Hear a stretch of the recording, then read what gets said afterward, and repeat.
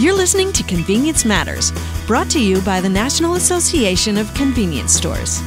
Welcome to Convenience Matters. This is Jeff Leonard with NACS, and I'm joined by my regular co-host. Hi, I'm John Eichberg with the Fuels Institute at NACS, and we're here to talk about the convenience industry, the fuel retailing, and everything that powers people from point A to point B.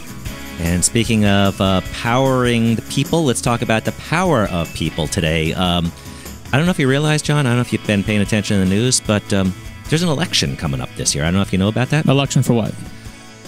Congress and some top spot, president, I guess. Yeah, I didn't notice that. I didn't notice that. No.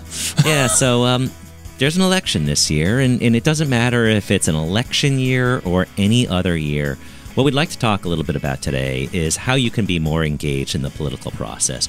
We don't mean going into the election booth in November. We mean about how you can tell your voice throughout the year.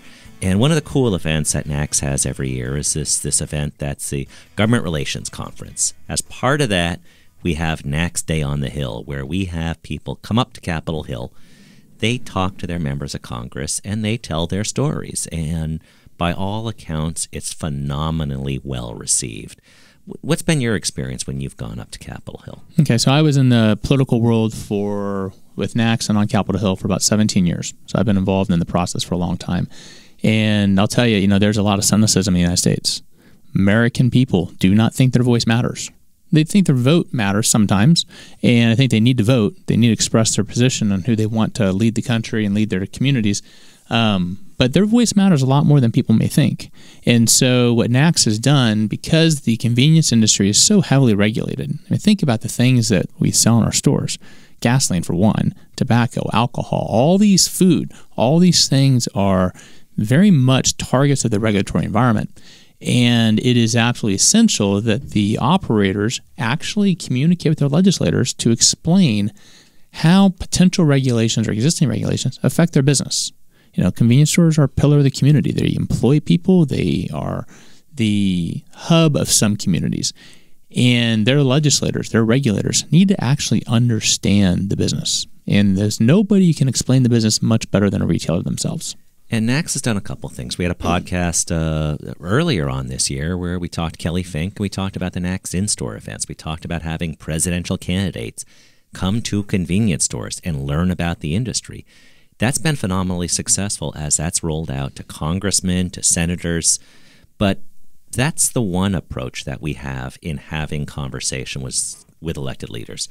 The day on the Hill, we went up to Capitol Hill with the folks there as part of Day on the Hill, and we had some great discussions with some of the folks who are part of being the voice of the industry. And we thought that we'd look today at some of these clips that we pulled from these interviews. We tried to pick dynamics that really represent the entire breadth of those there. So we talked to Tom Robinson, who's a long-time participant in NACS Day on the Hill. He's out in California, and he shares some thoughts. We also talked to Steve Spinks, who, while he has been very engaged in NACS and very engaged in political discourse, he hasn't done a NACS Day on the Hill before. So we want to get some of his thoughts. And we also talked to Eva Grimm. Now, Eva used to be on the retail side of the business. Now she's on the supplier side of the business. And that's an important conversation to also have, because there are suppliers that come to NACS Day on the Hill. They don't own stores, but they feel it's important to go to Day on the Hill to communicate the message, because their business depends on a healthy convenience store business. So I think it's a really interesting collection of clips that we pulled that we can talk about over the next few minutes. Yeah, we had great conversations, and when you were able to talk to people on location during an event, you're really getting their immediate reaction. It's not a thought through reaction. It's just you ask them a question, they're in the midst of the day. It's whatever comes instinctually. So the first clip we're going to tee up here for you is we talked to Tom Robinson. As you said, Jeff, he was former chairman of NACS, been involved for years. He has testified for Congress numerous times. He is an old pro at talking to Congress. But we asked him, there's a lot of people who, when they think about coming to Congress, they feel a little uncomfortable. They're not sure what to expect. So we asked him what his perspective was in terms of talking to members of Congress. You would think that it might be intimidating. It's not intimidating. It's not that big of a deal. They're generally very easy to chat with. It's a very simple. In general, it's a fun process. Now, you're not going to hear too many people who haven't done this say, talking to Congress is fun. And you're like, I talked to Congress for a long time. It can be like banging your head against the wall because you want to get something done. You want to make sure they understand. But I think what Tom is really articulating here is members of Congress are not like untouchable celebrities. They're people from your hometown. You voted for or against them, but they were elected to represent your interest. And whether you think Congress has the right agenda, is focused on the right things or not, your legislator actually cares about their community. They want to learn from you. They want to understand. They may not always agree with you, but they want to understand. So what Tom is trying to articulate there is when you sit down with your legislator, they're genuinely happy to see you. They are honored that you flew to Washington, D.C., sit down and have a conversation. And what I've always coached our members when they come to Washington is, look, you are not a lobbyist. You're not a politician. You're not a congressional staff or member of Congress. You don't know the legislative process. They do. Don't try to get involved in a debate about legislative process. What you know is your business, and they have no clue what's going on in your business.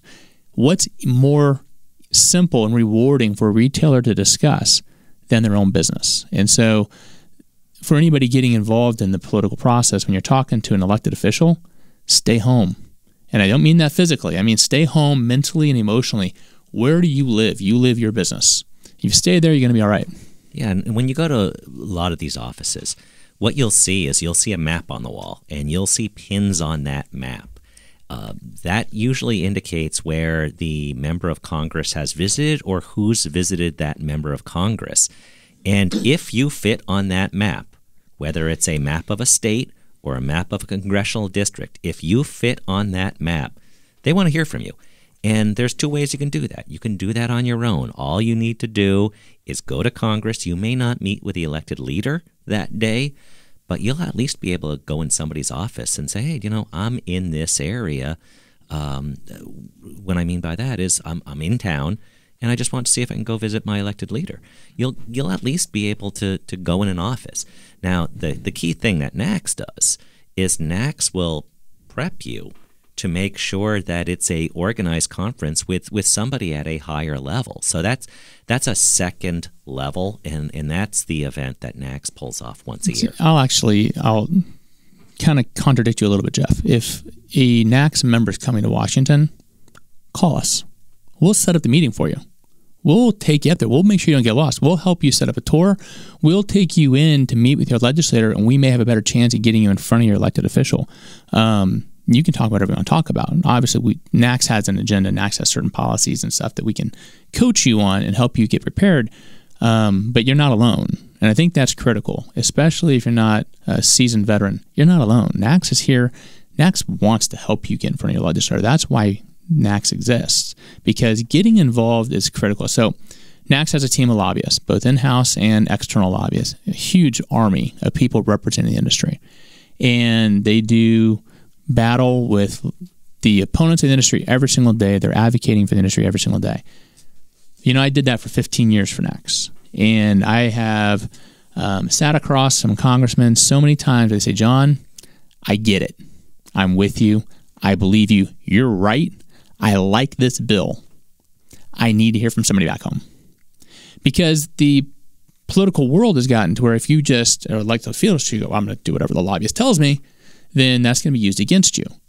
They need to have validation from home. And that's where NACS members coming in. And NACS will take care of you. So we talked to Steve Spinks, as you mentioned, his first time joining NACS for Day on the Hill.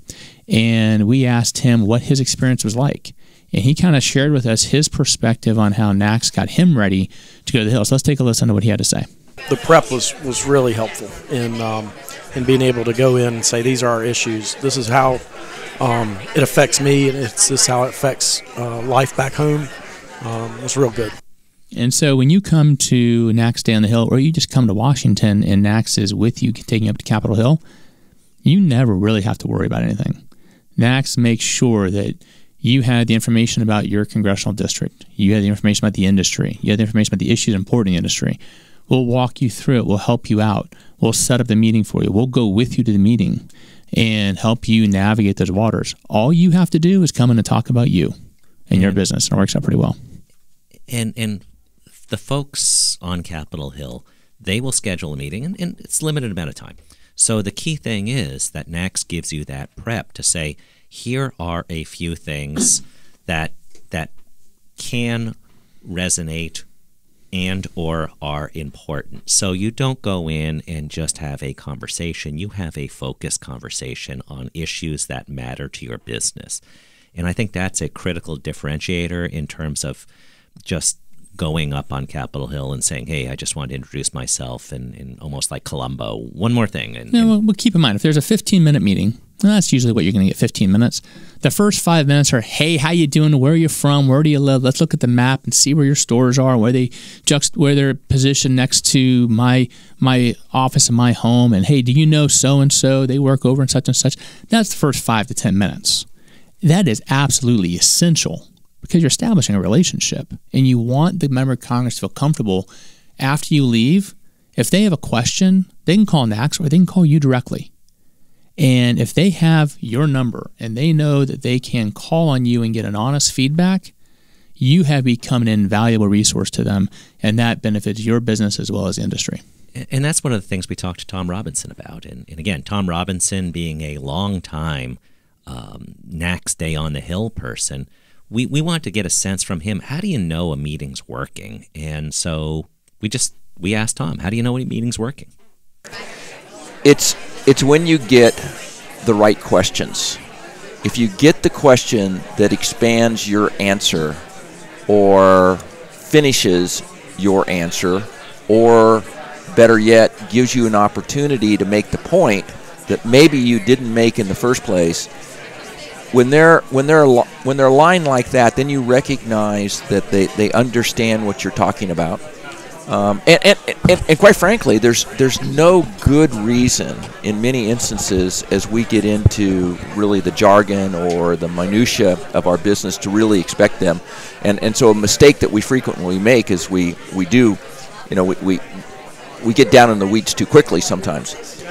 But back to your question, when you're getting the right answers, when you're getting the right questions, and then you know that you're having a good conversation, and the person. Oh, sorry, I cut him off early. I apologize about that.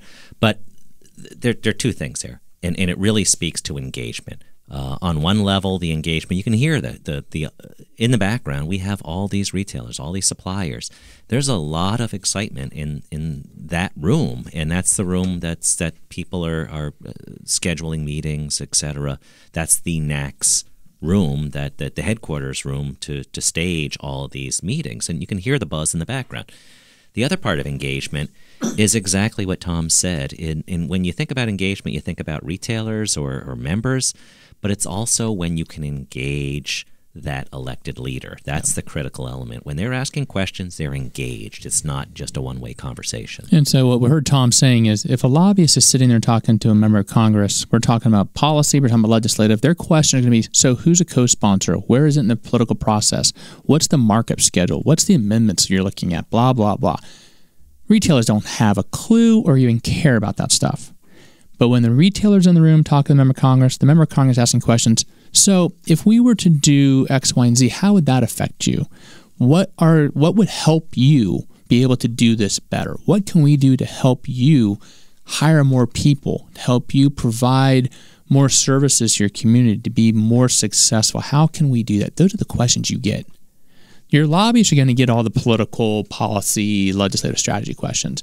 The retailer brings that honest, true flavor of, this is a real person. And it actually, what I'm doing as a member of Congress is affecting this real person. And thinking about that old real estate axiom, it's location, location, location. This is a twist on that. It's local, local, local. Yeah, and so you think about the local elements, and I think it was a tip on this, that all politics is local, right? A big number of retailers are very engaged locally. So we talked to Steve, because Steve Spinks is very involved locally, and he kind of articulated very well for us the benefits of knowing your legislators back home, and then when you visit with them in Washington. So let's take a listen to what he had to say. So we're pretty politically active at the local level with fundraising, and we try to stay engaged. And when we get asked to host events for our legislators, we try to do that. So we try to engage them both in our backyard and then also up here, which really helps because when you walk in up here, these folks have seen you before.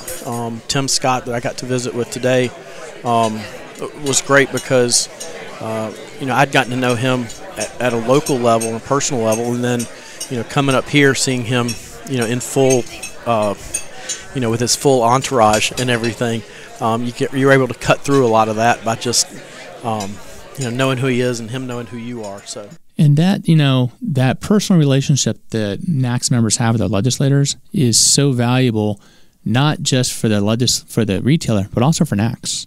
So think about this. If the NACS lobbyists are on the Hill all the time, fighting for the industry, what benefits them the most is when a NACS lobbyist goes into Senator Scott's office, and Senator Scott says, "Hey, how's Steve doing?"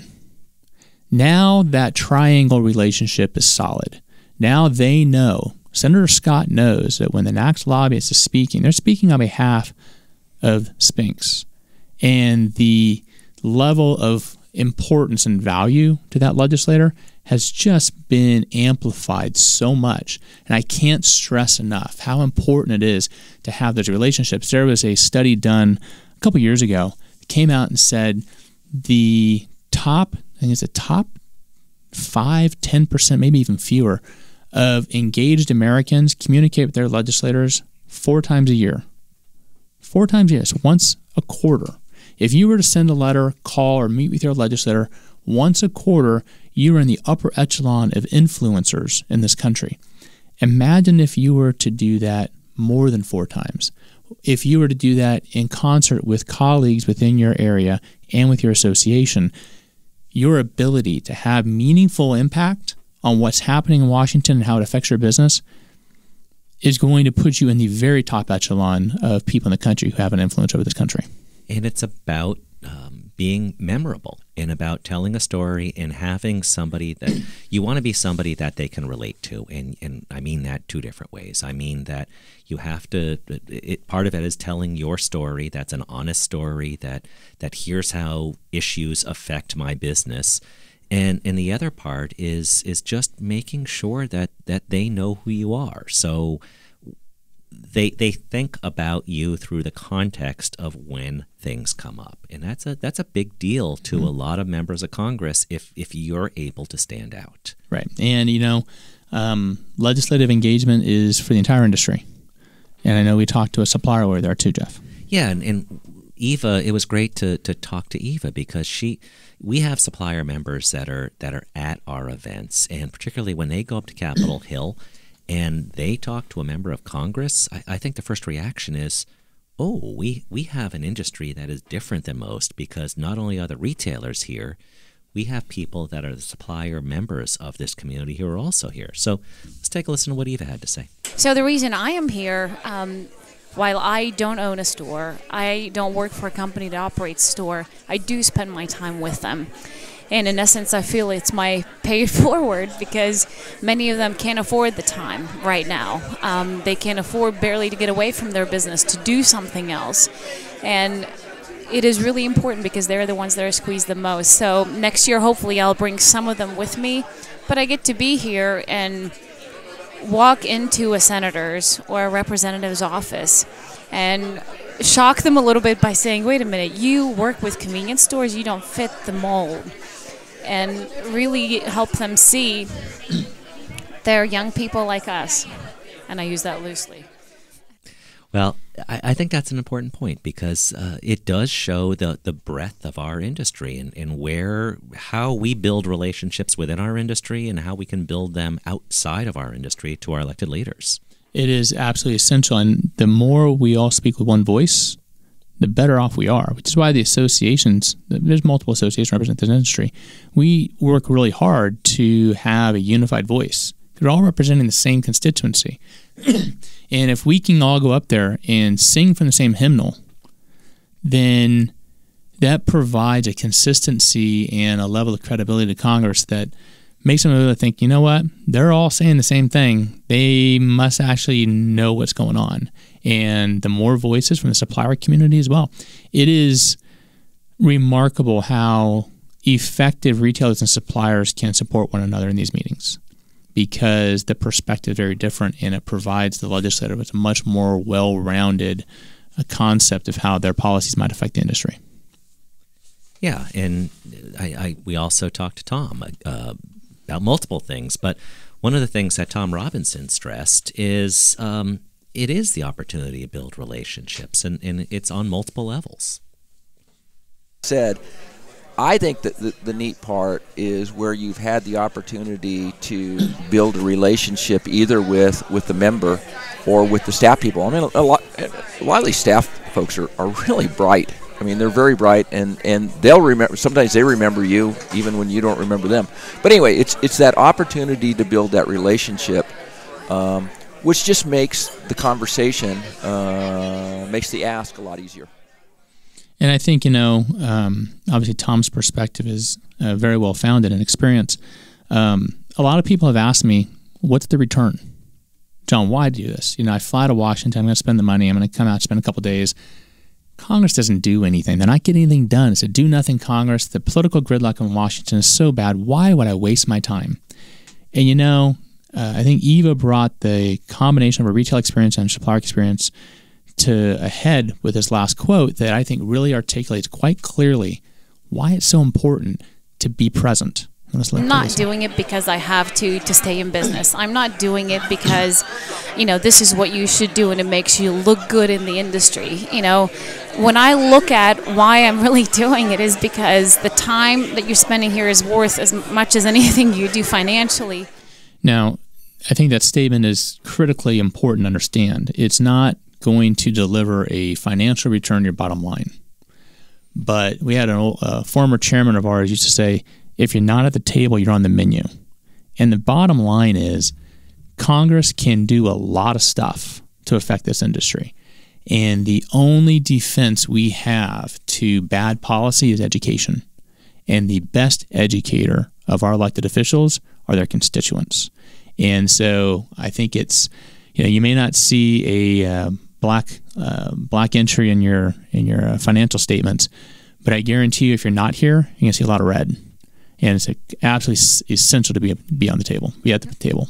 And where the political season has kicked off, we're going to see the conventions talk about issues that are important to our industry. Those issues have already been settled. What's going to be talked about at the conventions was decided months ago. So if you want to make an impact on the next 4-year cycle, the next 2-year cycle, the next 1-year cycle, get started now. NACS has a variety of ways to do that, whether it's NACS Day on the Hill, respond to those things that you get sent via NACS when it's time to weigh in your voice, because your voice does matter. Yep. And convenience matters, and that's the whole focus of this show. So thank you for listening. We can talk about an awful lot of things, and the best topics are the topics that you want. So tell us about it.